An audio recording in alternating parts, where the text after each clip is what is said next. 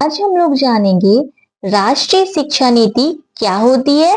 English में इसे national education policy के नाम से जाना जाता है और इसको हिंदी में राष्ट्रीय शिक्षा नीति कहते हैं।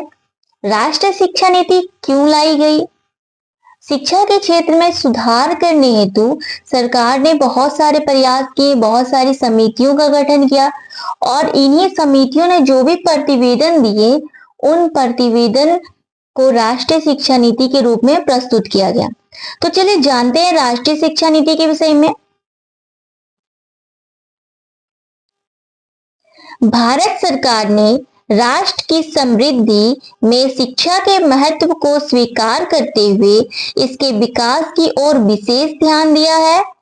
शिक्षा की ज्वलन समस्याओं और उसके समाधान खोजने के लिए सरकार ने अनेक समितियों और आयोगों का गठन किया। इनमें विश्वविद्यालय शिक्षा हेतु विश्वविद्यालय शिक्षा आयोग या राधा कृष्णन आयोग का गठन किया गया, जो कि 1948 में लाया गया था, जिसको राधा कृष्णन आयोग कहा जाता है। और माध्यमिक शिक्षा के लिए माध्यमिक शिक्षा आयोग, जिसको कि मुदालियर आयोग के नाम से भी जाना जाता है, जो 1952 से 53 में लाया गया था। परंतु ये दोनों ही आयोग एकांकी थे, कुछ ना कुछ दोनों में कमियां थी। अतः सरकार ने शिक्षा के सभी पहलुओं पर व्यापक विचार करने के लिए 1964 ईस्वी में शिक्षा आयोग का गठन किया, जिसको कोठारी आयोग के नाम से भी जाना जाता है, जो 64 से 66 तक था। आयोग ने 66 में अपना प्रतिवेदन सरकार के समक्ष प्रस्तुत करते हुए राष्ट्रीय शिक्षा नीति की आवश्यकता पर बल दिया। आयोग के प्रतिवेदन में दी गई संतुतियां के आधार पर 1967 ईस्वी में भारत सरकार ने राष्ट्रीय शिक्षा की रूपरेखा तैयार करने का एक संसदीय समिति को सौंप दिया। इस समिति के प्रतिवेदन के आधार पर भारत सरकार ने 1968 ईस्वी की राष्ट्रीय शिक्षा नीति निर्धारित कर उसकी घोषणा कर दी। इन्हीं सब प्रतिवेदन के आधार पे 1968 की राष्ट्रीय शिक्षा नीति निर्धारित कर दी गई। अब हम लोग जानेंगे राष्ट्रीय शिक्षा नीति की क्या क्या विशेषताएं हैं। पहली विशेषता, 6 से 14 वर्ष के सभी बच्चों को निःशुल्क तथा अनिवार्य शिक्षा की बात किया गया है। यहाँ पे राष्ट्रीय शिक्षा नीति के तहत जो भी बच्चे हैं 6 से 14 वर्ष के सभी बच्चों को निःशुल्क और अनिवार्य शिक्षा देने की बात की गई है। आप लोगों को पता ही होगा 86वां संविधान संशोधन 2002 के तहत 6 से 14 वर्ष को निःशुल्क तथा अनिवार्य शिक्षा देना मौलिक अधिकार में कर दिया गया और इसको आर्टिकल 21A में रखा गया है। इससे पहले आर्टिकल 45 में रखा गया था। जब हमारा संविधान लागू किया गया था उस वक्त 6 से 14 वर्ष के सभी बच्चों की शिक्षा की बात की गई थी, लेकिन उसे राज्य के नीति निर्देशक तत्वों में रखा गया था और उसे बाद में संशोधन करते हुए मौलिक अधिकार बना दिया गया और उसके पश्चात मौलिक कर्तव्य भी बनाया गया है कि हर माँ बाप का यही कर्तव्य है कि 6 से 14 वर्ष के सभी बच्चों को पढ़ाए। अगर कोई नहीं पढ़ा रहा तो उसके विरुद्ध कार्रवाई की जाएगी और उसका मौलिक कर्तव्य होगा। इस नीति में शिक्षा पर व्यय को राष्ट्रीय आय के 6% तक बढ़ाना शामिल है। इस शिक्षा नीति में क्या बोला गया, जो जीडीपी होता है कि शिक्षा के क्षेत्र में 6% खर्च किया जाए, लेकिन आज तक इसे पूरा नहीं किया जा सका है। आज भी शिक्षा के क्षेत्र में मात्र 4% ही व्यय किया जाता है। शिक्षकों का बेहतर परीक्षण एवं योग्यता, तीसरा पॉइंट है शिक्षकों का बेहतर प्रशिक्षण और योग्यता। इस नीति के तहत राष्ट्रीय शिक्षा नीति के तहत बोला गया था शिक्षकों को ट्रेनिंग दिया जाना चाहिए। अगर एक शिक्षक बेहतर तरीके से ट्रेनिंग किए हुए रहेंगे, उनमें योग्यता रहेगी, तो ही बच्चों को निखार पाएंगे। टीचर किसी भी बच्चे को आकार देने का काम करता है, तो टीचर में अगर नॉलेज होगी, क्वालिटीज होगी, तभी वो बच्चों को बेहतर, और टीचर में क्वालिटी कब आएगी, जब उसे ट्रेनिंग दिया जाएगा। राज्य सरकारों को त्रिभाषा फॉर्मूला अपनाना चाहिए। जितनी भी राज्य सरकार है, त्रिभाषा फॉर्मूला की बात की गई है कि 3 लैंग्वेज फॉर्मूला की क्षेत्रीय भाषा भी बच्चे पढ़े, उसके साथ हिंदी और अंग्रेजी। उसकी जो मातृभाषा है, एक बच्चा शुरू से जब भी वो घर से बाहर निकलता है तो मातृभाषा बोलने में सक्षम होता है, क्योंकि शुरू से वो मातृभाषा में सुनता है और अपने आसपास के माहौल को देखता है, तो वो उस भाषा में ज्यादा ही सक्षम होता है। तो जैसे ही वो क्लास में आता है तो डायरेक्टली उस पर हिंदी या फिर इंग्लिश थोपना नहीं चाहिए। वो जिस लैंग्वेज में बात कर रहा है तो उसे उसी लैंग्वेज में बात करने देना चाहिए और धीरे धीरे करके सिखाना चाहिए, ताकि बच्चे के डर को और खत्म किया जा सके, उसमें आत्मविश्वास पैदा किया जा सके। तो थ्री लैंग्वेज फॉर्मूला का यूज करने की बात कही गई है कि क्षेत्रीय भाषा या फिर मातृभाषा, हिंदी और अंग्रेजी। संपर्क भाषा के रूप में हिंदी के विकास को बढ़ावा देने के लिए हर संभव प्रयास किया जाना चाहिए। हाँ, और संपर्क भाषा के रूप में हिंदी के विकास को बढ़ावा देने के लिए प्रयास करने की बात कही गई है इसमें। प्राचीन संस्कृत भाषा सिखाई जानी चाहिए, क्योंकि यह भारत की संस्कृति और विरासत का एक अनिवार्य हिस्सा है। यहाँ पे एक और सब्जेक्ट की बात कही गई है कि संस्कृत भाषा को भी सिखाना बहुत जरूरी है। कोई संस्कृत लेना चाहे एडिशनल में तो संस्कृत रख सकते हैं, कोई उर्दू रखना चाहे तो उर्दू रख सकते हैं। और संस्कृत की बात क्यों कही गई है? क्योंकि वो भारत की संस्कृति और विरासत का एक अनिवार्य हिस्सा है। पूरे देश में शिक्षा की 10+2+3 संरचना लागू की जाएगी। आप लोगों को पता ही होगा कि 10+2+3 क्या होता है। 10 के बाद 12 और ग्रेजुएशन, इस तक की संरचना रखी गई थी।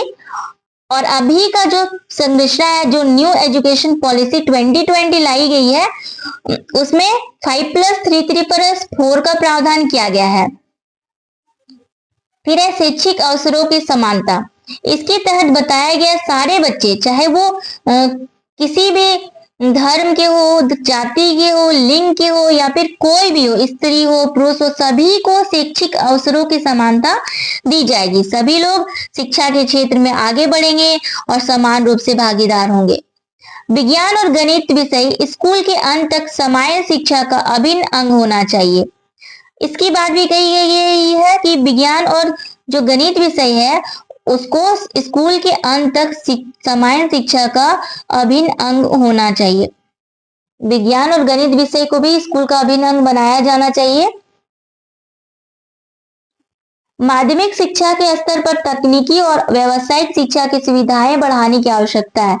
माध्यमिक स्तर पर जब मुदालियर आयोग लाया गया था तो उसने ये बात कही थी कि शिक्षा के साथ साथ बच्चों को कुछ व्यावसायिक शिक्षा भी दी जाए, ताकि वो आगे अपनी लाइफ में कुछ कर सके। जैसा कि आप लोग जानते हैं 1937 में महात्मा गांधी जी के द्वारा बेसिक शिक्षा नीति लाई गई थी, जिसके तहत बच्चों को आत्मनिर्भर बनाने की बात कही गई थी। बच्चे अपना कार्य खुद कर सके और जब भी वो व्यावसायिक शिक्षा प्राप्त करेंगे तो वो खुद का खर्चा खुद उठा पाए। और उन्होंने महात्मा गांधी जी ने 3R की जगह पे 3H को बढ़ावा देने की बात भी कही है। नए विश्वविद्यालय की स्थापना में काफी सावधानी की आवश्यकता है। नए विश्वविद्यालय की स्थापना की बात कोठारी आयोग के तहत की गई है कि और राधा कृष्णन आयोग ने भी बताया था, और सावधानी भी बरतनी चाहिए। स्नातकोत्तर पाठ्यक्रम के आयोजन तथा इस स्तर पर प्रशिक्षण एवं अनुसंधान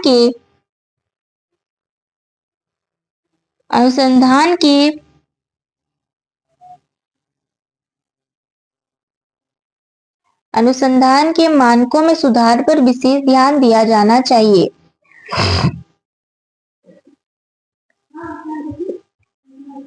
प्रशिक्षण और अनुसंधान के मानकों में सुधार के लिए विशेष ध्यान दिया जाना चाहिए। इसमें बोला गया है जो भी पीजी करेंगे पोस्ट ग्रेजुएट, तो उसके भी ट्रेनिंग और अनुसंधान रिसर्च पर ध्यान दिया जाना चाहिए।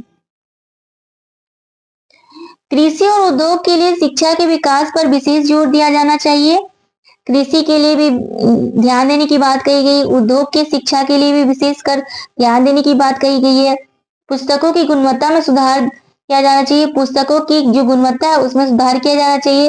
विश्वविद्यालय स्तर पर अंशकालिक शिक्षा एवं पत्राचार पाठ्यक्रम बड़े पैमाने पर विकसित किए जाने चाहिए।